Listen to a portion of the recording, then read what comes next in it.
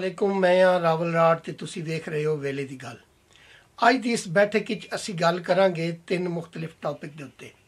एक ते जिहड़ा अचकज़ई साहब ने लाहौर दे विच खिताब कीता है उहदे उत्ते जिहड़े पंजाब दे विच या पंजाबियां दे विच खासकर जिहड़े कौम परस्त ने उन्हां दे विच जिहड़ी बहस चल रही है उहदे हवाले नाल। दूजी जिहड़े मियाँ साहब बारे दस्सिया जा रहा है कि उन्होंने ने नां नहीं लए, और तीसरा जिहड़ा जलसे दी नाकामी दा ढंडोरा पिटिया जा रहा है। इस तो पहला कि इन्हां उत्ते तफसील नाल गल करिए, उन्हां सज्जना अगे बेनती है कि जिन्हां हाले तक मेरा चैनल सबसक्राइब नहीं किया वो मेरा चैनल सबसक्राइब भी कर लैन ते नाल ही घंटी भी खड़का देन ताकि वेले दी गल दे नोटिफिकेशन तुहानूं वेले सिर मिलते रहन ते तुसी वेले दी गल वेले सिर वेख सको। सब तो पहले अचकज़ई दे हवाले नाल गल करदे हां कि उन्हां ने लाहौर दे विच खलो के जिहड़ी गलबात कीती, मैं समझना है कोई ओपरी गल नहीं है। अचकज़ई की गल नूं समझण वास्ते मैं कुछ हिस्टोरिकल जिहड़े ने फैक्ट्स वो तुहाडे सामने रखना वा। असल जो अंग्रेज़ ने फौज खड़ी की और उसने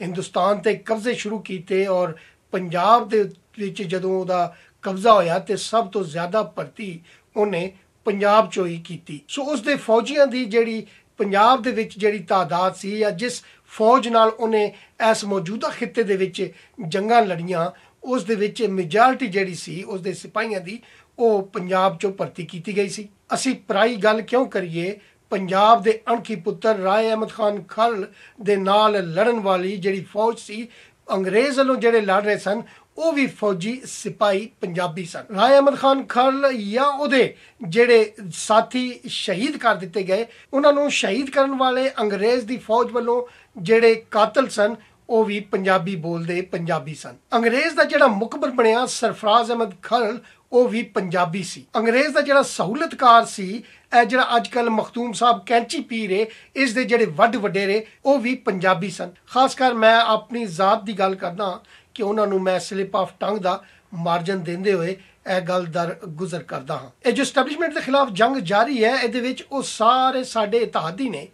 चाहे वह बलोच होण, पठान होण या सिंधी, उन्हां दियां तलख गल्लां सानू बर्दाश्त करनियां पैणगियां जे असीं ये हकीकी मानिया च ये जंग जितनी है ते। क्योंकि इस मौके ते सानू सारियां नू रल के चलना है और जिहड़े जख्म बलोचां, पठाना या सिंधियां ने सीने ते खाधे ने उन्हां उत्ते मरम रखना भी साडा ही फर्ज बनता है। क्योंकि 1947 तो बाद पंजाब विच ये जंग पहली बार लड़ी जा रही है ते जिसले पाकिस्तान दे विच अवामी हुकूमत कायम हो गई तो फिर असीं अचकज़ई साहब नाल बह के निबड़ लांगे कि भाई ये अब्दाली ते गौरी कौन सन ते बाकी दे मतलब की करते रहे ने। सो इस करके ये जिहड़ी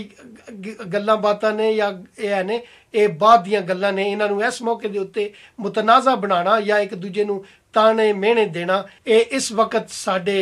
नुकसान की गल है, साडे खिलाफ जाती है। इस करके मेरे नज़दीक साडी ये जिहड़ी एस्टैबलिशमेंट के खिलाफ जंग जारी है एक काज उस तो बहुत वड्डी है। हुण गल करते हैं कि मियाँ साहब बारे दस्सिया जा रहा है कि उन्होंने नां नहीं लए।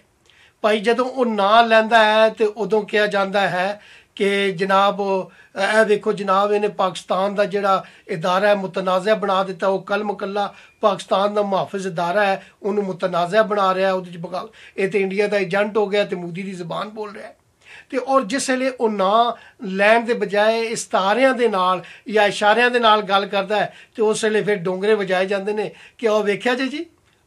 डर गए ने तो ना ही नहीं लै रहे। और तुसी आप दसो कि जदों मियाँ साहब ने कहा कि PM हाउस दियां कंधां टप्पण वाले या गेट टप्पण वाले उन्होंने की ना दई। इलैक्शनां दे विच जिहड़ा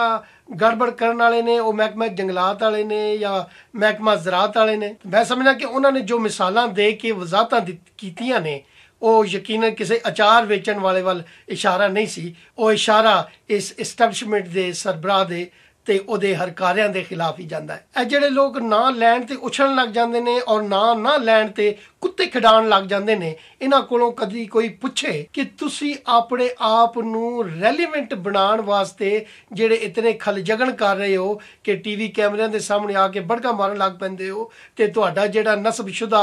वजीर आजम है वो कुत्ते लैके खिडाण लग पैंदा है ते वो की दसना चाहता है कि असी हुकूमत हाँ। इन्हां नूं जिहड़ी खुशफहमी है उस दे बारे मैं एक मिसाल दिंदा कि एक चूहा जिहड़ा है ਉਹ ਹਰਦਲ ਦੀ ਡੱਬੀ 'ਚ ਜਾ ਡਿੱਗਾ ਤੇ ਜਿਸਲੇ ਹਰਦਲ ਦੀ ਡੱਬੀ 'ਚੋਂ ਬਾਹਰ ਨਿਕਲਿਆ ਤੇ ਸੜਕ ਤੇ ਜਾ ਕੇ ਟੰਗ ਤੇ ਟੰਗ ਰੱਖ ਕੇ ਬਹਿ ਗਿਆ ਕਿ ਅਸੀਂ ਪੰਸਾਰੀ ਹੁੰਨੇ ਆ। ਇਸ ਤਰੀਕੇ ਨਾਲ ਇਸਟੈਬਲਿਸ਼ਮੈਂਟ ਦੀ ਤੇ ਮੁਸਲਿਮ ਲੀਗ ਨੂਨ ਦੀ ਹਕੂਮਤ ਦੇ ਦਰਮਿਆਨ ਜਿਹੜੀ ਜੰਗ ਸ਼ੁਰੂ ਹੋਈ, ਉਸ ਜੰਗ ਦੇ ਵਿੱਚ ਇਹਨਾਂ ਦਾ ਕੁਰਾ ਨਿਕਲ ਆਇਆ ਤੇ ਹਲਦੀ ਦੇ ਡੱਬੇ 'ਚ ਜਾ ਡਿੱਗੇ ਔਰ ਹਲਦੀ ਦੇ ਡੱਬੇ 'ਚੋਂ ਨਿਕਲ ਕੇ ਪੰਸਾਰੀ ਬਣ ਕੇ ਬੈਠੇ ਨੇ। ਇਹਨਾਂ ਨੂੰ ਕੋਈ ਬੰਦਾ ਇਹ ਸਵਾਲ ਕਰੇ ਕਿ ਜਿਹੜਾ ਬਿਲਾਵਲ ਭੁੱਟੋ ਜ਼ਰਦਾਰੀ ਨੇ ਕਿਹਾ ਹੈ ਕਿ ਮੈਨੂੰ ਟੈਲੀਫੋਨ ਕਰਨੇ ਬੰਦ ਕਰ ਦਿਓ, ਜਾਂ ਉਹ ਲੋਕ ਜਿਹੜੇ ਇੱਥੇ ਐਵਨ ਫੀਲਡ ਦੀਆਂ ਸੜਕਾਂ ਦੇ ਉੱਤੇ ਸਜਦੇ ਦਿੰਦੇ ਫਿਰਦੇ ਨੇ ਕਿ ਕਿਸੇ ਤਰੀਕੇ ਨਾਲ ਸਾਡੇ ਜਿਹੜੇ ਹੈ ਨੇ ਕੋਈ 2-4 ਰਕਾਤਾਂ ਕਬੂਲ ਹੋ ਜਾਣ ਤੇ ਸਾਨੂੰ ਐਕਸੈਸ ਮਿਲ ਜਾਏ, ਉਹ ਕੌਣ ਨੇ? ਅਗਰ ਇਹ PDM ਇਤਨੀ ਇਰੈਲੀਵੈਂਟ ਹੈ ਤੇ ਇਹ ਟੈਲੀਫੋਨ ਕਰਨ ਵਾਲੇ, ਇਹ ਇੱਥੇ ਆ ਕੇ ਤਰਲੇ ਕਰਨ ਵਾਲੇ,